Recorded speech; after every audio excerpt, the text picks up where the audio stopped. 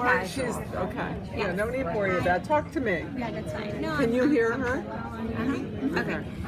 So what I was saying was when I wrote the book for foster children, which explained the foster care system to the children, that was a moment where I really saw the power of giving people information, giving them skills, giving them knowledge, giving them understanding, and how in giving them all of that, they're able to make better decisions, they're able to speak out and take a stand and have a say in their own experience, because the foster children, once they could understand what their situation was, then they could voice and stand up for themselves. So that was kind of a moment for me where I realized that, but I had wanted to become a teacher way before that and work with children. I think it started, in kindergarten. In first grade, I had a teacher, Mrs. Vega, who I just loved, and from then on, I really wanted to be a teacher. And I think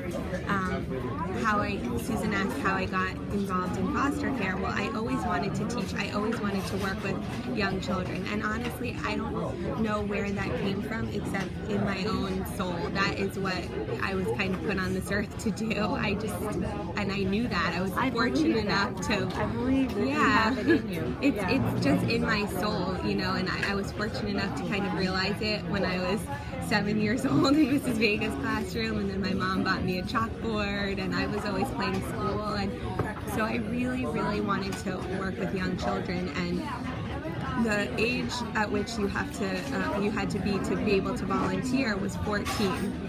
You had to be 14 years old, and when I was 10 and 11, I really wanted to do something. So Sarah Harold, who I'm sure you know, at that time, I really owe a lot to her, because at that time she was in charge of the Children's Home Society. And she made a little exception for me when I think I was 11 or 12. She made an exception for me and let me volunteer at the Children's Home Society. At that time, their site, the Macklemore building down by Jackson, they had an emergency shelter right there. So the system at that time was a little bit different, where kids were actually spending more than just a day or a few days in the shelter. They were spending more time, and so they had a special room for the infants, and then they had another area for the preschoolers and for the older children. And so I would go down. I remember I was in middle school, so 6th grade I started, and I would go down 2 or 3 days a week, leave school at 3, drive with Liz down to the Children's Home Society, and I would go into the baby room, and I would just hold the babies, talk to the babies, play with the kids. It wasn't very, I was just there, and I was with them, and I think that was really good for me, because I was just kind of soaking it in. And I think it also was really the first time that I wasn't just told about, disadvantaged people or those people, or driving past and saying those people. I mean, I was there, I was talking with the kids, I was holding those babies, I was seeing the moms come in to visit. And I'm kind of nosy, so I was also really listening, and I was listening to the conversations that were happening between moms and caseworkers. And I was really young, but I kind of figured it out. I figured out, okay, this is happening, these are real people, this is complicated, this is more complicated than I thought, And so it was from there, listening to the kids, and they were asking questions. You can imagine you're pulled in the middle of the night, let's say, or in the middle of the day, or whatever. I mean, you all know about this, but not everyone knows. If you put yourself in those shoes, in the shoes of those kids, and all of a sudden you're somewhere else, and you don't really know what's going on. And so they had a lot of questions, and so that's where the book came from. So it started out, and my mom, I really would, if I can in this, I would love to talk about, just even make one mention of my mom, because she's really, I feel like I owe it to her. Like, not only the soul of, how my mom is, like, in her soul, she is the most giving person, the most generous person, but she was also the one who said, well, I would go and talk to her about it, and she's like, well, what are you going to do about it? What are you going to do about it? And that's how she is. You know, she's so. You don't like it, change yeah, it. she's like, well, okay, what are you gonna do? Are you gonna? And it really came. You know, talking with her was right. She's like, well, what are you gonna do? Are you gonna make a pamphlet? Are you gonna do something? Or what do you know?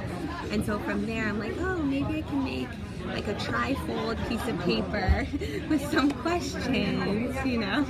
And it grew and grew and grew. I know I should have brought it. You know, then so we started brainstorming the questions. And you know, now I want to be careful about the timeline. So in middle school, I was volunteering at the Children's Home Society.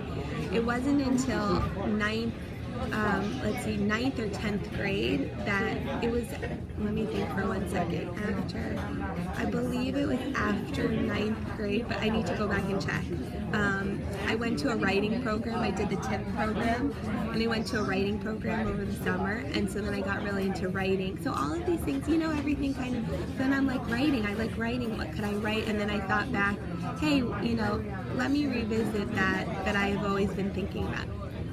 So I started brainstorming questions, and basically I was like this little 15-year-old, 16-year-old, and I ended up meeting with the head of DCF. I attended some foster parent training classes. I met with so many different people to get the information. I did a ton of research, and you know, there wasn't as much online back then, so you know, I was really doing a lot of research, so I ended up creating this book.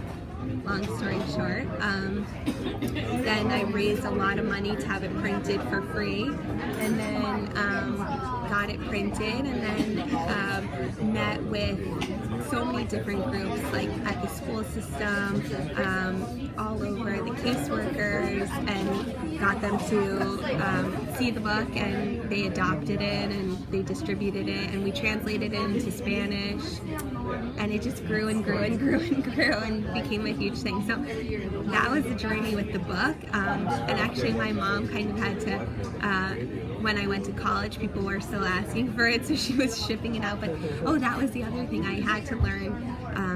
It became, so we gave it away basically for free based on request, but that I was going to the post office, I was keeping records. I mean, I was really had a little business, and I was, you know, 16 years old, and I learned a lot from that experience too about customer service, and how do you talk to adults, and how do you look people in the eye, and how do you speak clearly and quickly. So that's a whole other story. But so yeah, I learned all of that, and then I continued on, and then I went to college and still wanted to teach, and so I was teaching sex ed in the schools, and we didn't have a lot of education classes at Yale, but over the summer I did Breakthrough, then I joined Teach for America, and then there's a whole other story equal to the story that I just told about the book that I could tell about, you know, the journey with my kids in TFA, because that's where I had one kid who I wrote about, who, you know, just had, Teach for America,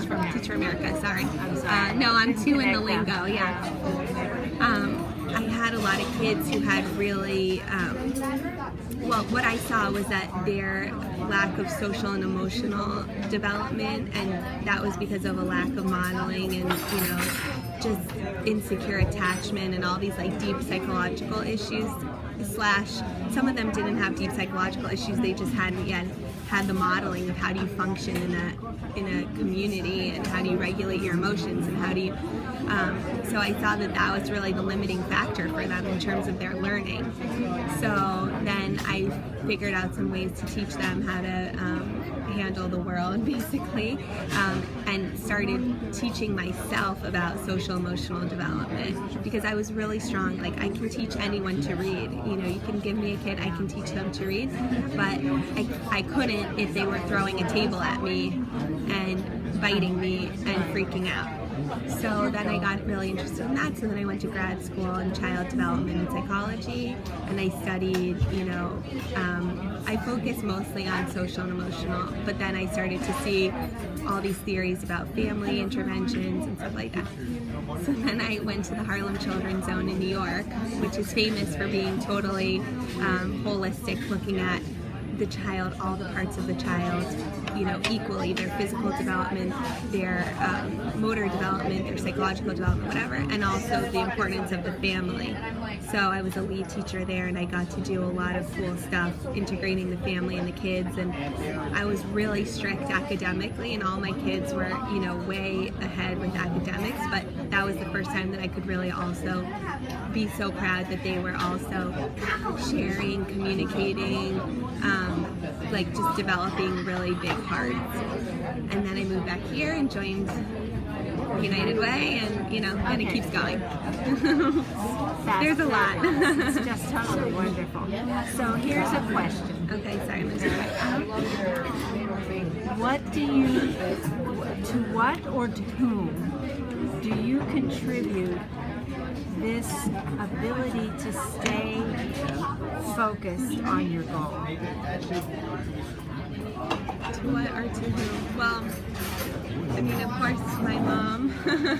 I attribute a lot to her because she does the same kind of thing, in the sense that the way she helps people is in a very specific way, which is,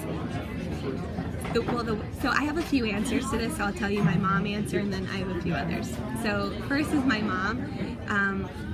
She grew up in a situation where she didn't have the social capital and the sophistication. You know, her parents were Holocaust survivors, immigrated here, and she gained that social capital and that sophistication and that understanding of how things work, and also how the legal system works, and you know, just through her own hard work.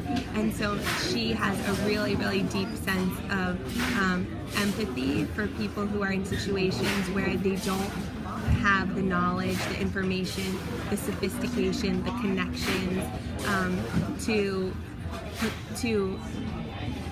do whatever they need to do to have a successful life. So a lot of what she's done, yes, of course, she's involved in various boards and things like that, but people would be amazed to know all the people she's helped get a mortgage, adopt a child, buy a house, you know, she's just in little ways, and so I think she was the model for me of like, if you need of self-awareness, that of how privileged we are. She really models for me like an understanding of, you need to realize that you are really privileged to know all this and know these people and you need to know that not everyone knows that, and you need to help them know whatever they need to know. And so I think that's why I care so much about education, because I see every single day, you know, how important it is to know and to have the knowledge and the connections, and just, it's just how the world works. And she's always talked to me very clearly about, you know, this is how the world works, and be aware of that and help other people, because people are shut out. So that's the first answer. I think the second answer is that it's just in I was born with loving DNA, teaching, and I think it's also, I was born as kind of a know-it-all. So anyone who goes into education is a know-it-all, because we think that we know things that other people don't know. So yeah, so I feel that I'm bossy, I'm strong-willed. I want to tell people what to do. I want to be in charge. I want to organize things. I want to, so that's a big, you know, I'm a Taurus, and that's like the ox, you know, and so I think it's also my temperament, is that I'm born with this like deep empathy thing, and I was raised with deep empathy, but then I'm also a leader and a bossy person. With feeling. With feeling. I'm like a boss with feeling. So I think that's another reason. And then I think there's just like, once you see, you know, when you're 11 or 12 years old and you see the reality, and you realize that it's the reality for the majority of people, you can never unsee it. So like, how could I have seen that when I was 11 or 12, and then, for me anyway, then I couldn't unlearn that most people have really, really deep struggles, and they need help. Like, I couldn't ever now put that aside and say, okay, I know that, but I'm going to go and do something else that enriches myself or whatever. So I think that's it too, that once you know, it's really hard to unknow it. So. That's terrific. That's really terrific. In your travels along this road that you've made, have you kind of met up with people who have had a symbiotic kind of attachment to the same goals and the same? For sure. I mean, I've had so many great mentors, so many great friends. I mean, certainly, I think it started when, well, certainly Teach for America, everyone is in it for the same goal. But I would say that, I mean, I have a few friends who are, let me think about this. So my closest friends are all engaged in something that through education is making the world a better place, even though it's all very different. My best friend from college to Teach for America, now she works at a school in Mountain View, California that's doing blended learning, but she's in education. Another friend of mine works at a startup that is about job interviewing, but it's really about helping people connect with jobs and helping. So it's all, she's in New York. I need to talk to her. Okay. She's more entrepreneurial, so it's a for-profit, you know, but so I have a lot of peers who are doing this, and then I've had really great mentors. So my boss right now is for sure has been the most significant professional influence on me, because whereas I'm like, let's go, let's move, we need to go, she's extremely reflective, and she makes me stop and think, and she makes me, you know, really always stay focused on the mission without trying to go and do things so fast. And she's like just always focused on doing things the right way and staying true to our principles. So she's been amazing. And then do you know Elizabeth White? Yeah. You know Elizabeth? Yes. Yeah. So she's Isn't she a physician? She's a clinical psychologist. Okay. And she's involved in so many different things. She may be a good person for you to include too. But she does a lot of different things, all pro bono, and she's been a great influence on me. Yeah, I've had a lot of people who, you know, have kept me strong in it. And then I work with amazing people, you know, at United Way. I work with amazing people. What was that? So yeah, I work with amazing people now at the United Way. I think that the United Way, especially the Center for Excellence, like we have a really strong team of people, and yeah, so that's helped me. Has anyone tried to discourage you from what you were doing? Have you ever had a naysayer? Well, I'm probably my own biggest naysayer, actually, because I have this whole piece of my personality that's kind of like the existential piece of like, what's the point of it all? Like, everything is just a drop in the bucket, especially when I work in areas. So I started my Teach for America experience in Phoenix, and all of the people I was working with were new immigrants from Mexico, and I was teaching in Spanish and English to them in kindergarten. They were kindergartners, and many of them like literally just had come to the United States, many of them illegally. And for them, I felt like my impact so directly because they had just taken a huge risk. These families, they were so invested in their kids. They were, you know, whatever it takes, because they had making the biggest sacrifice to come to bring their child to be in my class, basically. You know, that's the reason why they came from Mexico, is for their kids to have a better chance. So I always felt like they just did this to be in this class, so let me make it happen for them.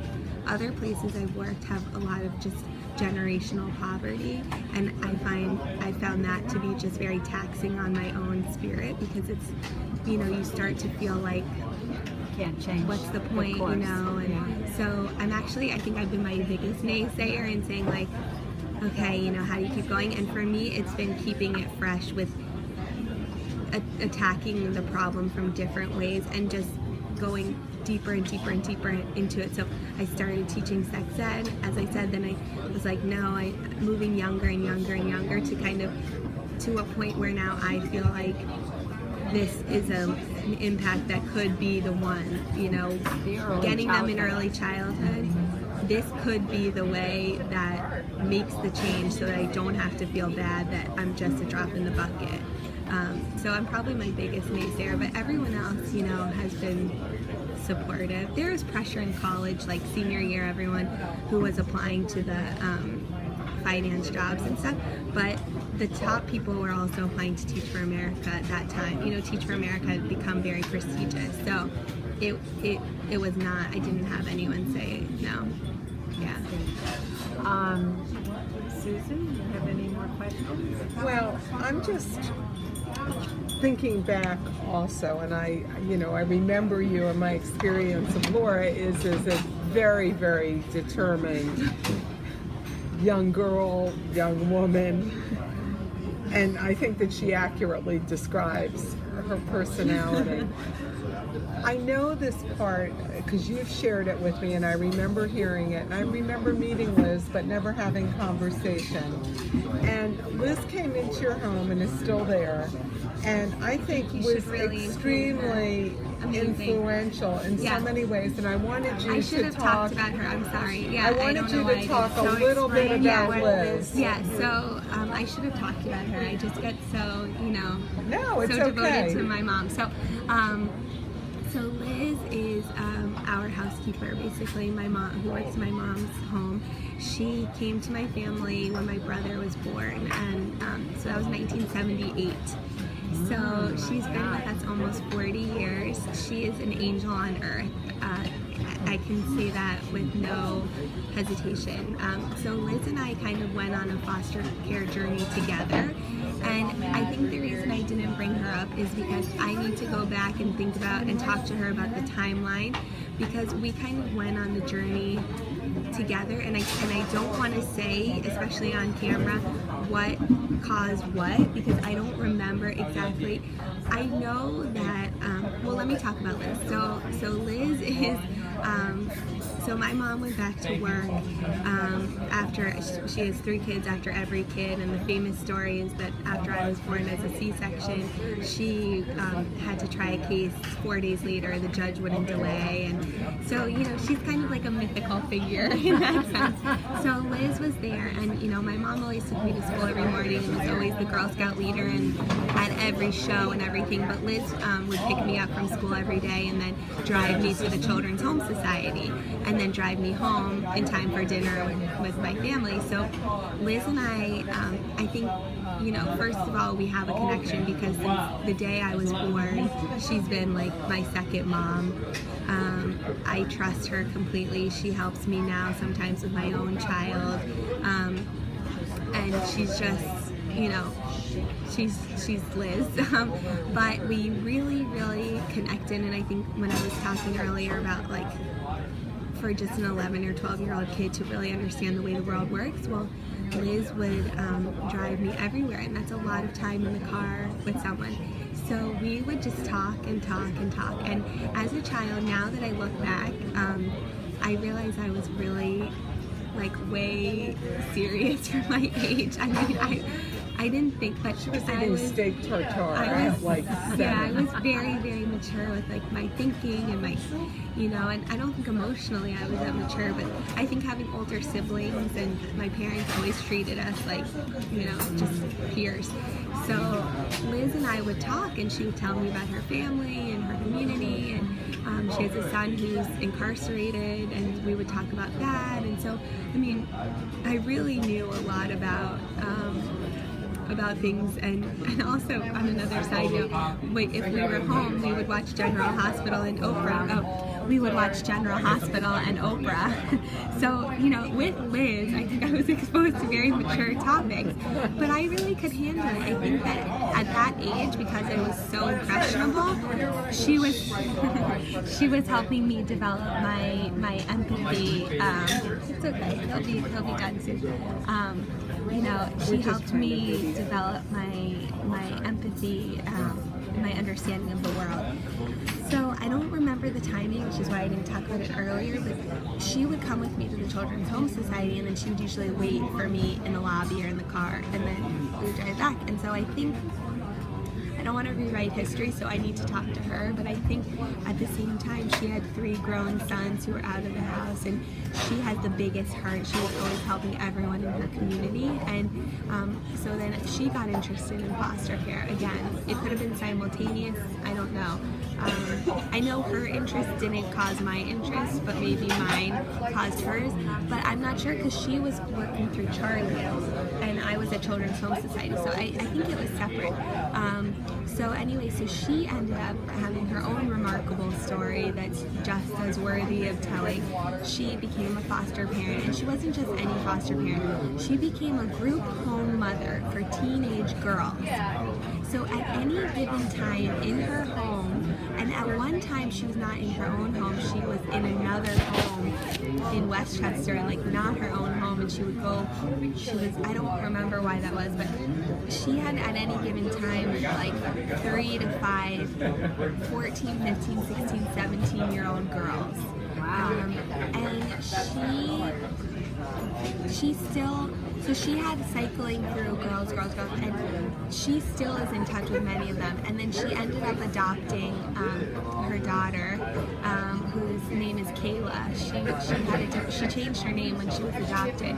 And Kayla is another story, actually, that you may want to tell. So she was a foster child, and then now she was adopted by Liz. She finished high school, she finished college, and she's a social worker now with fostered girls. Where? Here in Miami. We need to meet her. Yeah. You need to meet her. I'll Wow. connect you right away. It's So really actually, soon. I have to say that in September when Oprah was here, I don't know if you know I that went. Oprah was here, so I bought tickets for me and Liz to go. And then at the last minute, I said, you know what? No, and I gave Liz and Kayla, and they went together because I felt that was more important than me, because I'm already like in touch spiritually, you know, and for them it was like Wow. an amazing experience. So I think that you should talk to them. But Liz also, you know, just hearing her stories about how she worked with these girls, you know, these were girls who had been in really, really bad situations. They were sexually active, they were just had so many issues, and she really helped a lot of them. She's still in touch with a lot of them, so yeah, she would be a great story too. Would you make that? I have this. Yes, Would you I'll make make that the connection. Yeah, as soon so yeah. that I can have their spend email. some I have time? Kayla's email. Now, so. how did Liz? I'm just curious. This is offline. Okay. All right.